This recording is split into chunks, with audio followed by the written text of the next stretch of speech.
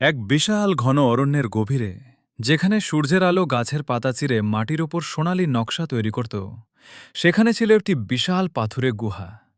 সেই গুহায় বাস করত এক বিশাল দেহী ভালুক। নাম তার গর্জন। বাইরে থেকে তাকে দেখে সবাই ভয় পেত, কিন্তু গর্জন আসলে ছিল ভীষণ শান্ত ও পরোপকারী। গুহার ঠিক নিচেই ছিল এক অপূর্ব সুন্দর ফুলের বাগান। সেই বাগানে সকালবেলা নিয়ম করে চলে আসত ছোট্ট এক খরগোশ, যার নাম ছিল টুনি। টুনি তার নরম থাবা দিয়ে বুনো গাজর খুঁড়ত আর বাগানের চারিদিকে লাফিয়ে বেড়াত। টুনির সবচেয়ে ভালো বন্ধু ছিল একটি রঙিন প্রজাপতি, নাম তার ঝিলিক।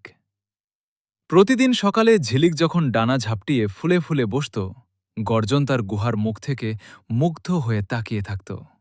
গর্জন ভাবত, কত ছোট এই প্রাণীগুলো, অথচ এদের কত তো প্রাণশক্তি। একবার তীব্র ঝড়ে বাগানের অনেক ফুলগাছ উপড়ে গেল। টুনি খুব ভয় পেয়ে গুহার কোণে এসে বসে রইল। গর্জন তখন তার বিশাল হাত দিয়ে গুহার সামনে থাকা ভাঙা ডালপালাগুলো সরিয়ে ফেলল। সে নিজের নখ দিয়ে মাটি খুঁড়ে আবার গাছগুলো রোপণ করল। ঝিলিক তার রঙিন ডানার ঝাপটায় ফুলগুলোর ওপর শিশির ছিটিয়ে দিল। সবাই মিলে কয়েক ঘন্টার পরিশ্রমে বাগান আবার আগের মতো সুন্দর হয়ে উঠল।